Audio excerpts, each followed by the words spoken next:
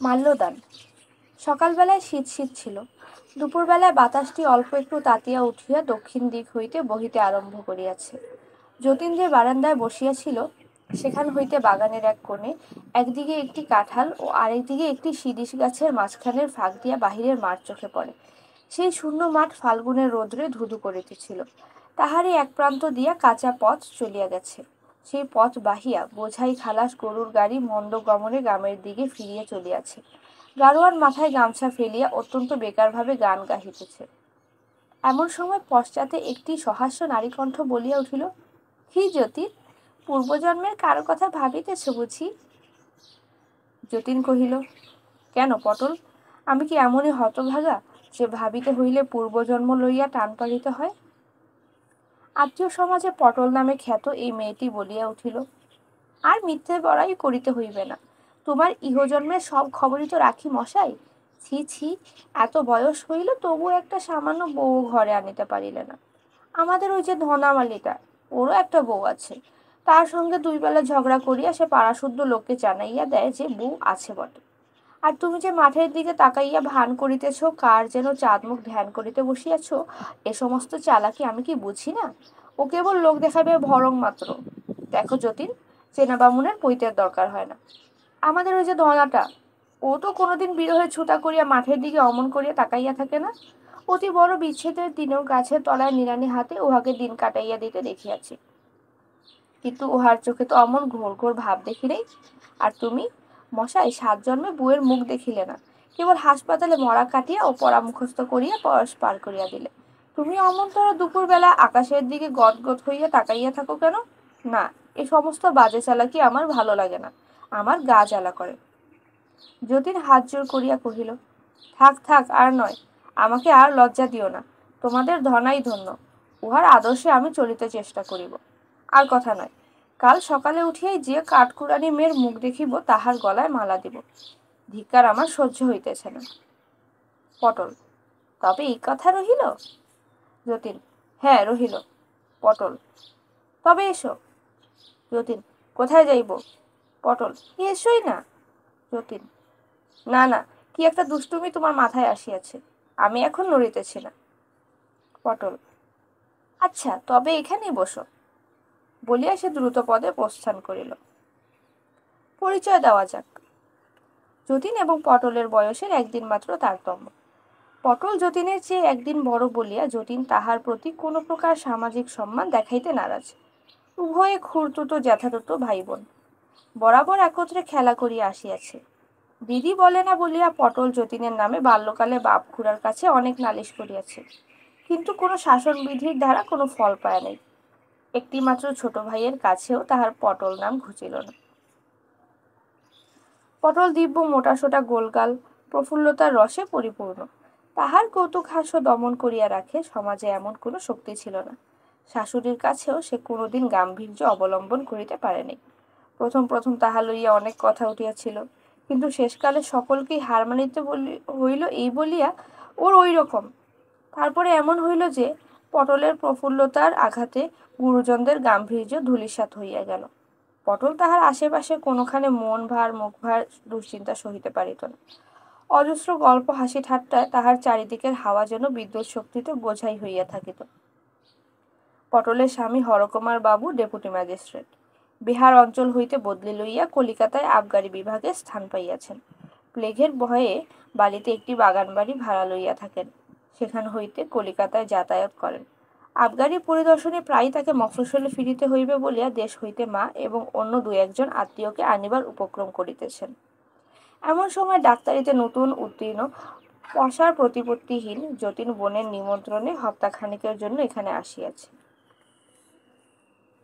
কলিকাতার গলি হইতে প্রথম দিন গাছপালার মধ্যে আসিয়া যতীন ছায়াময় নির্জন বারান্দায় ফাল্গুন মধ্যাহ্নের রসালস্যে আবিষ্ট হইয়া বসিয়াছিল। এমন সময় পূর্বকথিত সেই উপদ্রব আরম্ভ হইল।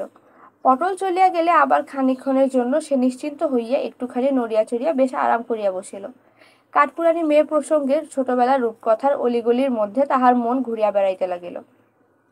এমন সময় আবার পটলের হাসি মাখা কণ্ঠের কলকাকলিতে সে চমকিয়া উঠিল।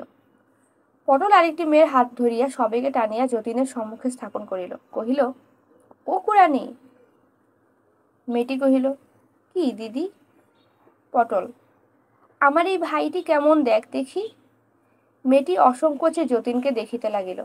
পটল কহিল, কেমন, ভালো না দেখিতে? মেয়েটি গম্ভীরভাবে বিচার করিয়া ঘাড় নাড়িয়া কহিল, হ্যাঁ, ভালো। যতীন লাল হইয়া চৌকি ছাড়িয়া উঠিয়া কহিল, আহ পটল, কি ছেলে মানুষই করিতেছ? পটল, আমি ছেলে মানুষই করি না তুমি বুড়ো মানুষই করো? তোমার বুঝি বয়সের গাছ পাতর নাই? যতীন পলায়ন করিল। পটল তাহার পিছনে পিছনে ছুটিতে ছুটিতে কহিল, ও যতীন, তোমার ভয় নাই? তোমার ভয় নাই? এখনই তোমার মালা দিতে হইবে না। ফাল্গুন চৈত্রে লগ্ন নাই, এখনো হাতে সময় আছে। পটল যাহাকে কুড়ানি বলিয়া ডাকে সেই মেয়েটি অবাক হইয়া রইল। তাহার বয়স 16 হইবে। শরীর ছিপছিপে, মুখশ্রী সম্বন্ধে অধিক বলিবার কিছু নাই। কেবল মুখে এই একটি অসামান্যতা আছে যে দেখিলে যেন বনের হরিণের ভাব মনে আসে।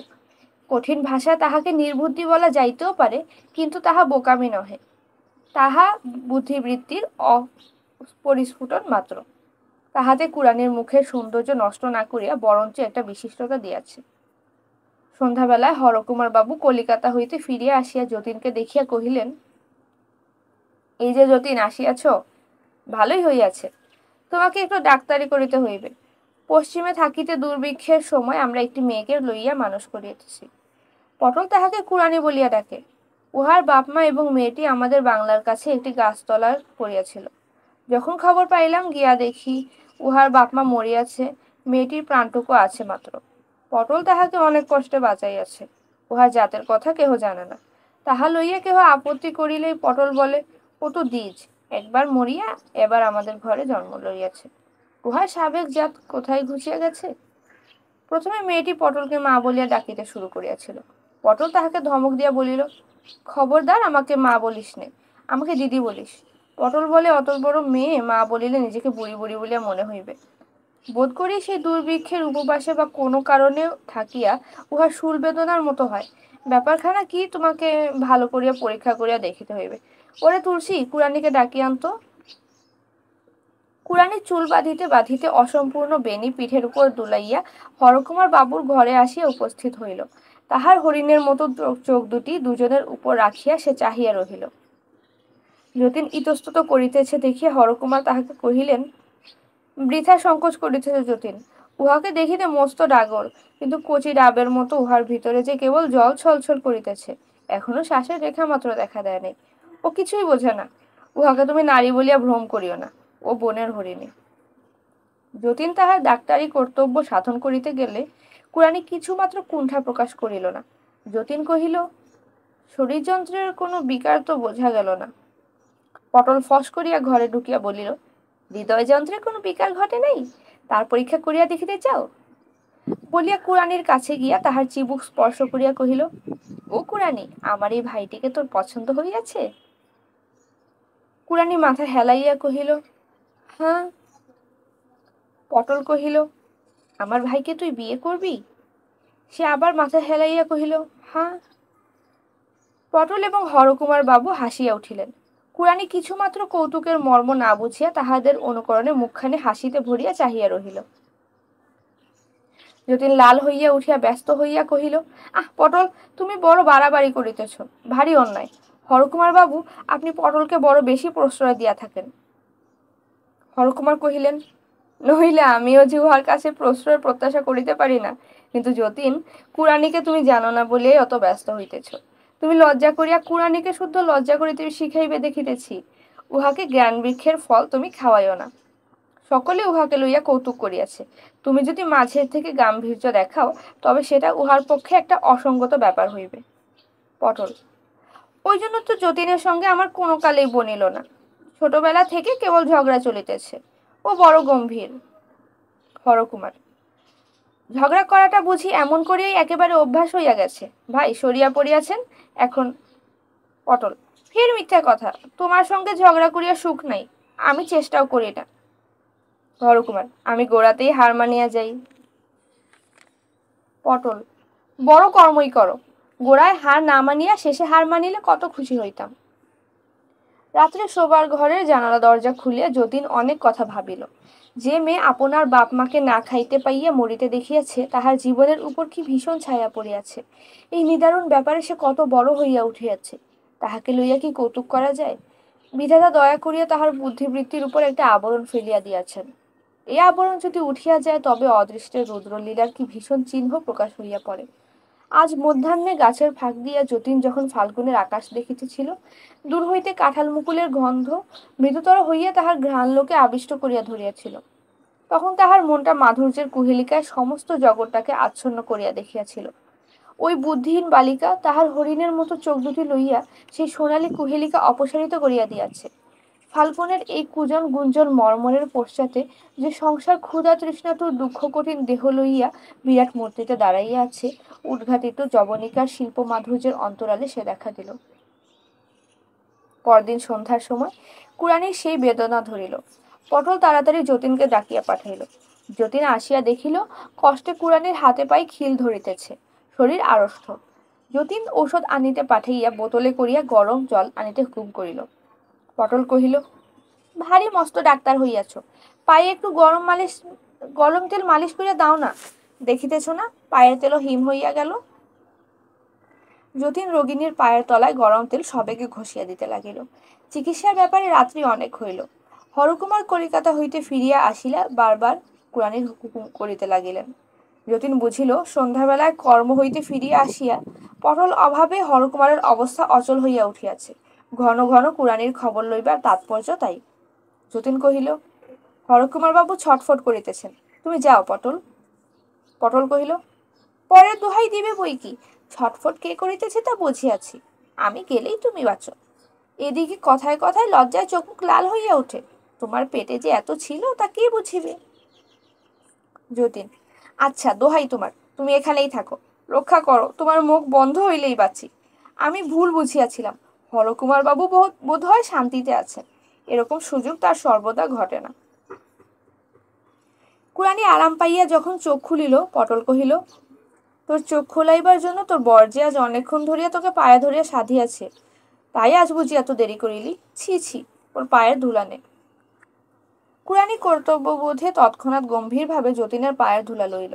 যতীন দ্রুত পদে ঘর হইতে চলিয়া গেল। তাহার পরদিন হইতে যতীনের উপরে রীতিমতো উপদ্রব আরম্ভ হইল।